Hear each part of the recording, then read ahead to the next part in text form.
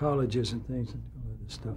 Good storytelling. Okay, we're back on. You were telling me how everyone was coming down from the Bonanza. Oh, yeah, okay. Set. And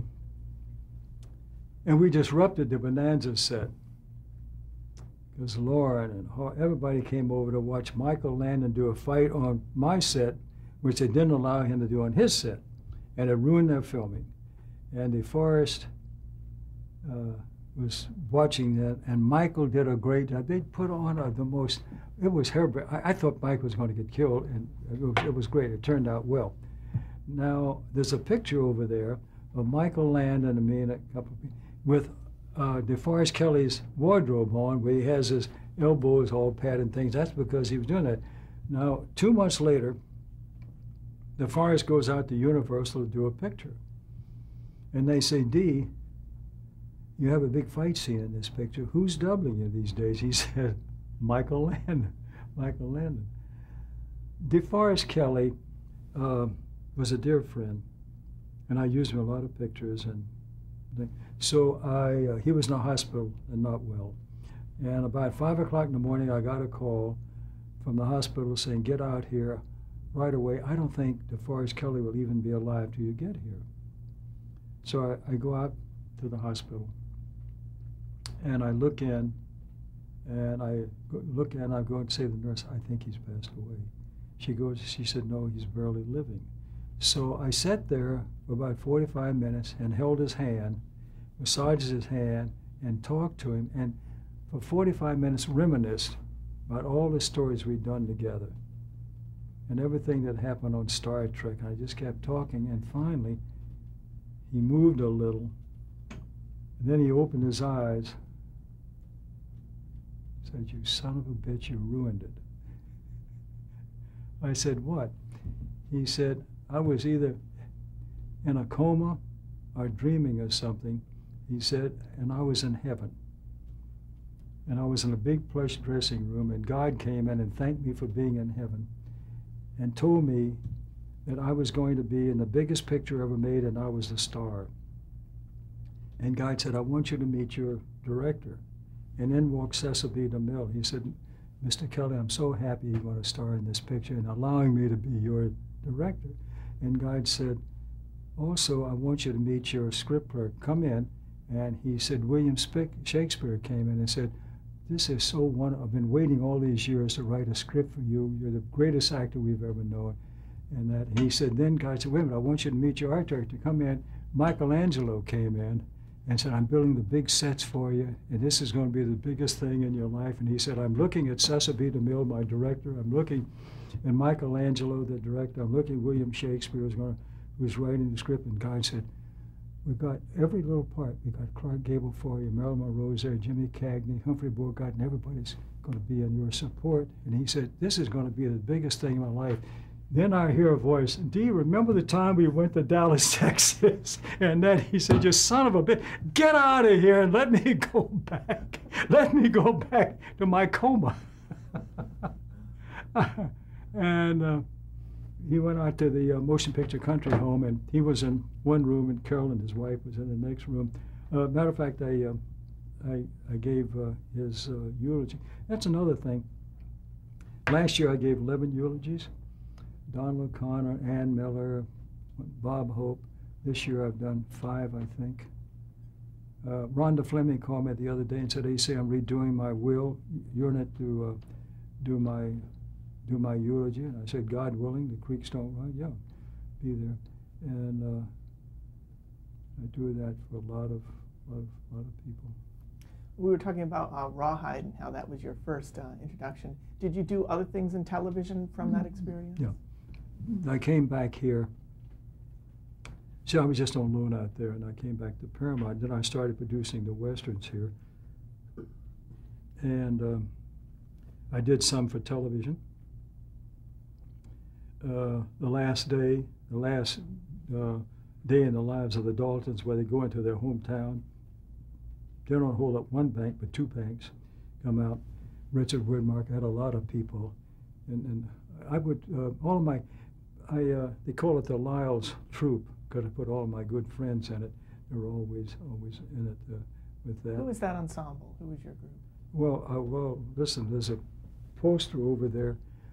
Oh, yeah. Jane Russell did 4 or 5 pictures for me. Linda Darnell did 4 or 5 pictures.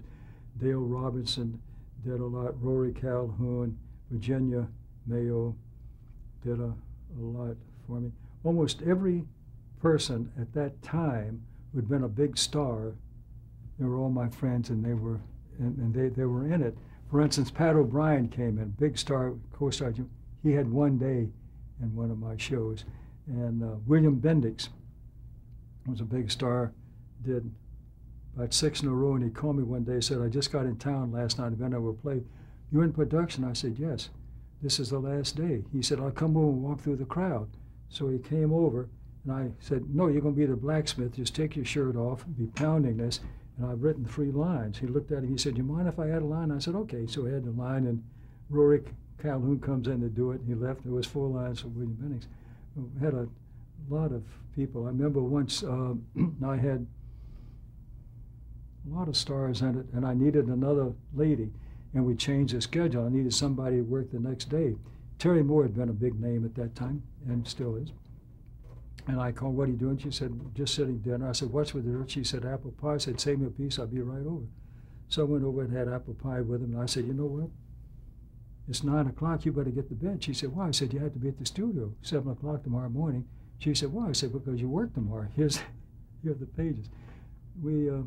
So a lot of people helped me out. One time, I was going to do a picture with Roy Calhoun, and Dale Robertson called me. And he was doing a television cartoon called A Man from Button Willow. And he said, I want a trailer who'd be good for it. And he'd been a good friend of mine. And I said, hey, I'll do it for you under one condition. You don't pay me, I'll do it for you. So I went over, and I had to do it at night when they were finished. And at midnight, my wife Martha and Alan Ladd and his wife Sue would bring us over hamburgers, milkshakes, and we would work during the night. And I said to Dale, I'm going to start a picture in a couple of weeks as soon as I finish this. And it's about a hanging. And Smokey is going to be. Smokey was Rory Calhoun would call him Smokey because of beautiful hair he had and things.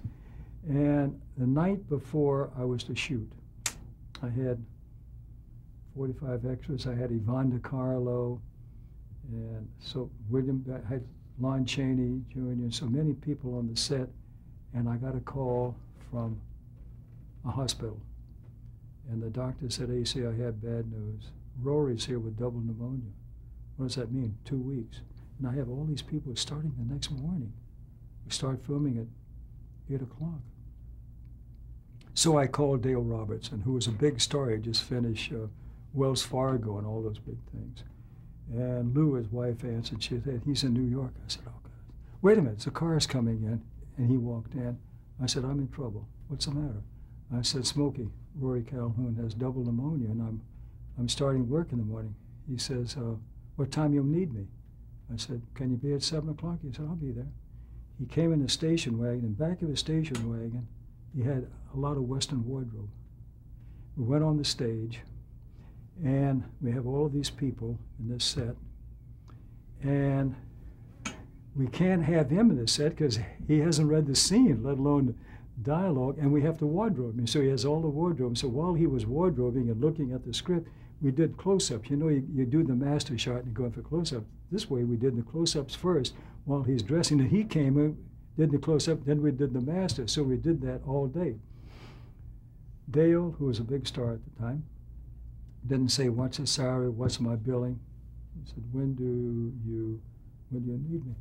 And I was coming down Sunset Boulevard one morning, and I saw an old car going with beautifully tailored, polished, and a little lady, so small, she was looking over the steering wheel, and there was a man there in a Homburg hat with a cigarette in a holder. I looked at this man. Oh, my God, look at that. He just, God, the elegance that he had sitting there in this car looking out. And I looked on the door, and in the door, in English scroll, it said Francis X. Bushman. Francis X. Bushman, who had been the matinee idol of silent pictures. He was the biggest thing in movies. the time, and there's Francis X. Bushman. So I get here, I said to my secretary, find Francis X. Bushman for me. So about 1 o'clock, she said, I got Mr. Bushman on the line. I said, Mr. Bushman, I was going down Sunset Boulevard this morning, and I saw you, and I said, that was elegance. I said, I'm so happy. He said, I know who you are, young man. You make all the Westerns at Paramount. I said, I do. And he said, you know what I regret about my career is I never made a Western. And I've been out of movies all these years, but would it be possible sometime for me to come by and walk through a crowd, just a crowd, so I can say that I was in a Western? I said, well, I'm in production now. He said, could I come down one day and just walk through the crowd? I said, well, I tell you, I hate to mention this, but there's a little part in it that has 3 lines, and he's the town mayor. He said, Mr. Lyles, do you think I could qualify for? I'm talking to Francis X. Bushman, who was a star of Ben-Hur, the first Ben-Hur. I mean, so many pictures. So I said, well, no, you'll be doing me the favor. So I messengered the script out to him, and he called me and said, I've learned the lines. Now, how do you think this sounds? And he did this thing. So I said, Mr. Bushman, it'll work Monday, a week from today, and I don't want you to be inconvenienced. Come in. I'll have the wardrobe man call. He will give him your sizes, and you just wear a town frock and the whole thing. And I said, I don't want to embarrass you having to come in to do all the wardrobe. He said, fine. Now he called me every day about something. He said, now, do you think I should wear a mustache? I said, no, don't come that. And he was all, now we've got publicity stories. Francis X. Bushman returns to the screen, co-starring in A.C. Lyles' Western at Paramount. It was a big thing, Francis X. Bushman coming back. So I got a call from Mrs. Well, she always referred to him as Mr. Bushman. She said, Mr. Bushman, I hate to tell you, passed away an hour ago. And this was about 4 o'clock Monday morning. So I called a friend of mine, Don Redberry, I think it was, and he came in and did the part. Then I had a call from Mrs. Bushman, who was a big star, and he had his own television show, for a long time, the Francis X. Bushman show when television first got started. And she called and she said, would you be a pallbearer? So I was a pallbearer. And he was president of the Senior Citizens of America. They idolized Francis X. Bushman, and they had a big room at the Knickerbocker Hotel, the Francis X. Bushman room, where they had lunch every day, and they came in associated with, had pictures made and all these things. And she got up, she said, ladies and gentlemen, just a minute, there must have been 2,000 people in this mausoleum. I want you to meet Mr. Bushman's personal producer, A.C. Lyles, and he was co-starring in Mr. Lyles' Western at Paramount in this, and I get a hand. And then about a week later, I get a call from Mrs. Bushman. She said, next Tuesday is Mr. Bushman's 92nd birthday, and they're having a big luncheon for him. Would you come down and talk about Mr. Bushman? I never met the man, but I saw him in the car. So I go down, I talk about Francis X. Bushman. Then I get a call, and they, from the Senior Citizen Club, say, you didn't know this, but we are now the Senior Citizens of America giving an award starting now with the person who's done more for the old-time actors in Hollywood. And Mr. Bushman had personally picked you out before you got a call. And that's part of it right there. The top is off because it's someplace. And I went in and I got the Francis X. Bushman First Award for contributing to Hollywood. And now, the next year, Bob Hope is given this award. And Bob calls me, hey, see, you were such a close friend of Francis Bushman. I can't go and accept this award in San Diego. Would you go down and represent me and accept this from your friend Francis Bushman? So I go down. Now the next year, in the final year, they gave it to John Wayne. And Duke called me and said, hey, see, you're so close. You got it first. Now Bob got it last year, and you're so close with Francis Bushman. Would you go to Houston and pick this up? Because I'm going to be in Mexico making a picture. So I go down. So I became a great friend of Francis X. Bushman by seeing him in that car. I wanted to ask you, you made so many Westerns. Why did you choose Western as the genre of your choice? I tell you, it's the most moral story you could tell. It's the good against the evil, with the good always winning.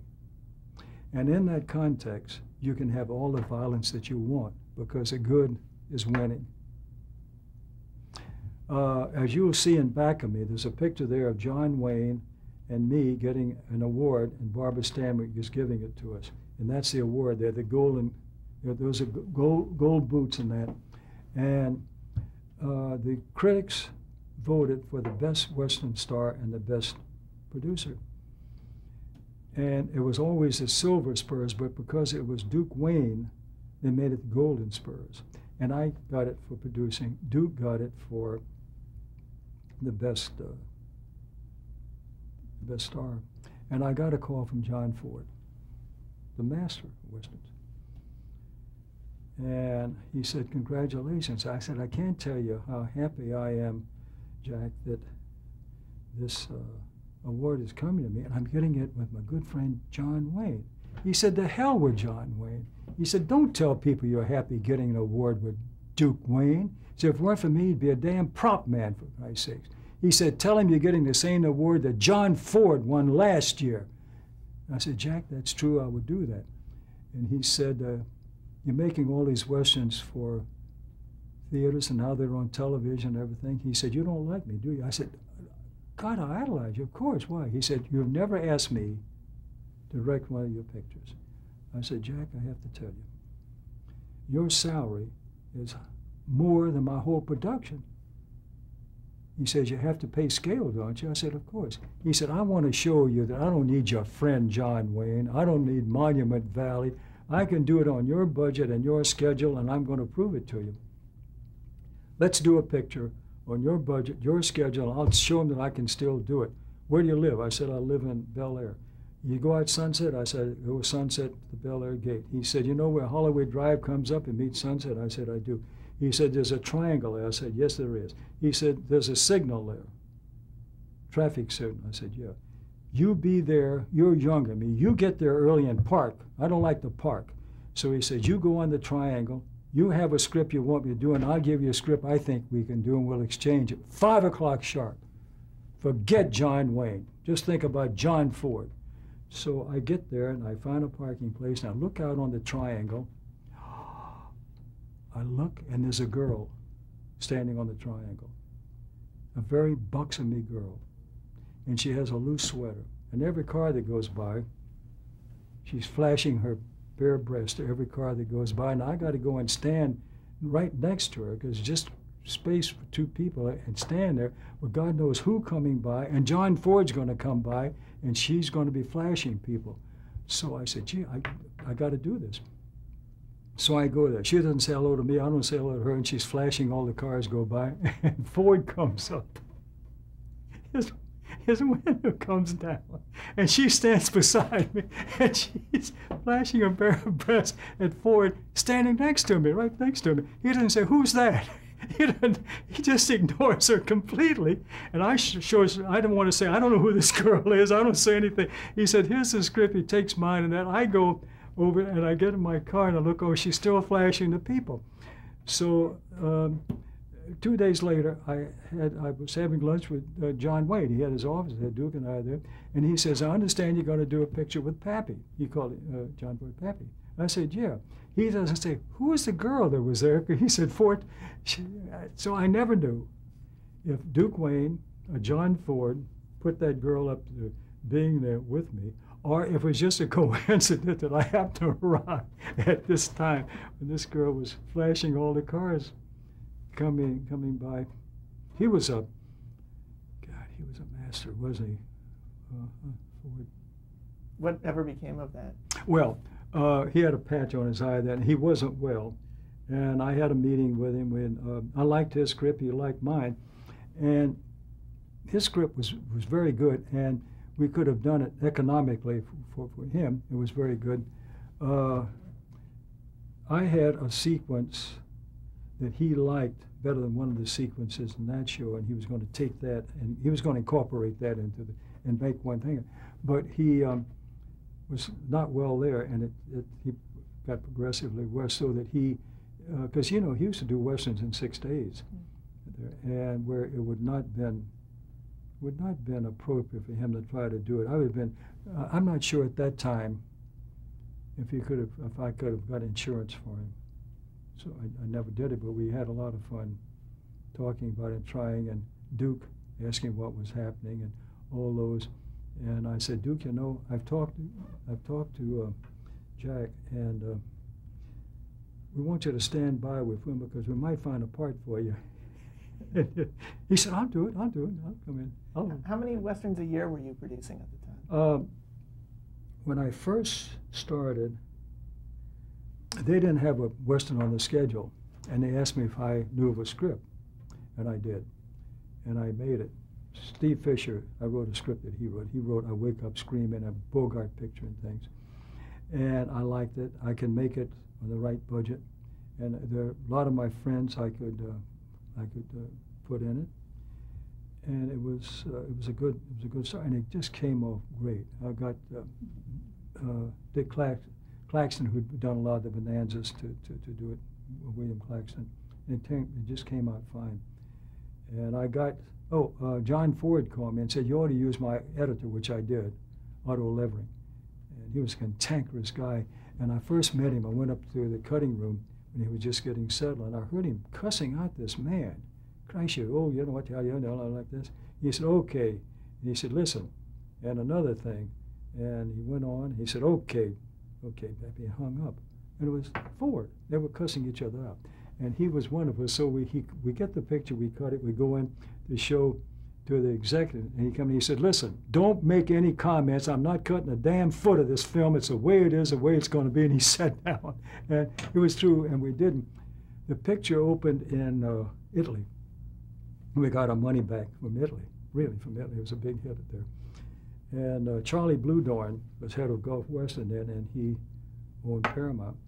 And he said to me, how many of these, he was so interested, and he said, now how do you make these pictures on the budget you do? I said, Charlie, if I told you, then you'd know how to do it. I said, I won't tell you. Because it was a studio within a studio. I wrote a lot of the original stories, had writers do the screenplay. I cast them, I budgeted them, I did the contracts in my office, and nobody knew at Paramount what anybody got paid because they were all my friends. And if they did for me, they'd come back and Paramount said, so I even had a different bank. I had my own payroll department and checking department, and no one read my scripts in advance. No one, a lot of times I would finish it and just ship it to New York and they'd send it out. So I was with a one-person studio within Paramount Studio, and nobody bothered me. There was no committee over me at all, and nobody bothered me, and I shipped them out. So Charlie said, how many of these can you do a year? And I just voluntarily said, 5. He said, okay, I want 10 from you every 24 months. And then I'd get a call like in September, said, AC, we're a little short of product right now. Can you do another one for us this year? And of course, I would have 3 or 4 scripts in advance, and we would do it. So I was turning out a lot of scripts, and at that time, production wasn't that high. And I was making at least a third or more of the pictures shot on the Paramount lot at that time. Alone, I was, the sole producer of the whole thing on it. When Gulf and Western, when Paramount became a conglomerate with Gulf and Western, did you notice a palatable difference between the way things were and the new Paramount? That's an interesting question that no, the only thing, by this time, Mr. Zucker had gone to New York to be chairman emeritus. Frank Freeman, who was head of the Paramount Studio, who head of Paramount Public Theaters for a long time. Frank Freeman was from Atlanta, and he was one of the original Coca-Cola people. And he was head of the theaters, and he came out to run the studio. And we were going through a bad time. And the rumor was that he was going to it was hard to close the studio. And it was Frank running the studio at that time, and Charlie Bluedorn coming in, who didn't know this, but Charlie Bluedorn was in love with movies. He just loved movies. And he was a movie fan. And he said, you know Brian Donlevy personally. He's in all your pictures. I said, yo, I'd love to meet him sometime. And he just loved this. He loved this business. And there was a bit of a change because we had someone in charge of the studio who wasn't in the motion picture business really. It became Paramount, Gulf plus Western, and then it went over. And then, then Sumner came in, and we became a company, one amongst equals. CBS, Blockbuster, Parks, other television stations, Simon & Schuster, and things like this. Now, Sumner Redstone, who's a brilliant man, has divided that. So we're going to see what happens now with Les Moonves being over here and things. And Les is a very bright man. I also have to tell you that Brad Gray came here, an old friend of mine, and he has done a lot in a few months to rejuvenate this Paramount. He's made 6, 7 very important deals with important people to get product. He has put a whole energy in our studio, our personnel. The morale has gone up high, and he's a very nice man. When he came here, we had about 1,400 employees on stage 16, seated for a breakfast. And Brad came in, he said, AC, you've been a song, you know everybody knows you. Why don't you introduce me? So as fast as he could say it, I walked up to the microphone, and an awful thing happened, Gary, an awful thing happened.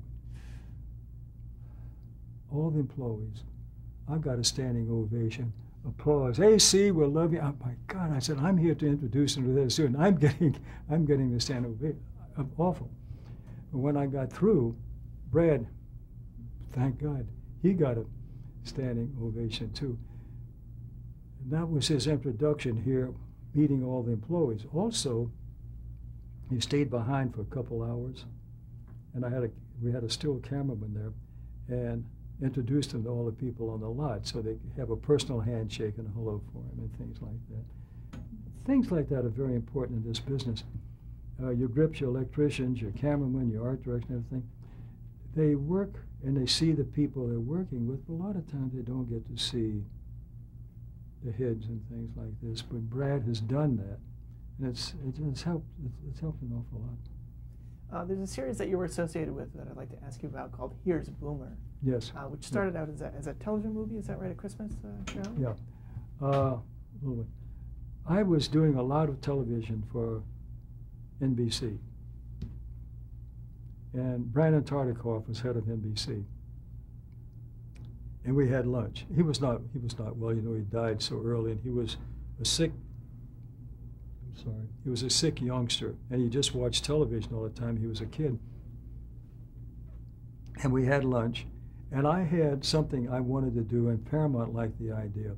But Gary, it was a little complicated in some ways, and I didn't want to burden at this time Brandon Tartikoff, because he wasn't feeling well that day. Let me stop you right there, because we're at the end of our tape.